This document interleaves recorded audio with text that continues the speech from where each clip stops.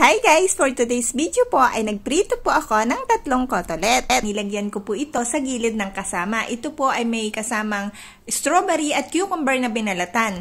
At ito naman pong isa, sinamahan ko ng cucumber na hindi binalatan at finocchio na ginagawang vegetable salad. Pero pwede din pong lutuin. At ito naman pong pangatlo ay nilagyan ko lang po ng lettuce sa gilid, cucumber at strawberry. Minix ko na po siya. Ikaw po, ano po ang bet mo? Para po sa akin ay masarap po lahat kapag may pirito at sinamahan mo po ng vegetable salad. O kaya naman po ng vegetable na luto na. Partner sa pirito, pero lagi pong tandaan, eat enough and nutritious food to always be in good health. Pero po guys, ang mapapayo ko po sa inyo, wag po tayong laging kumain ng prito, paminsanan lamang po dahil po ang prito ay nagkakos po ng inflammation sa ating katawan. Eat enough and nutritious food po to always be in good health.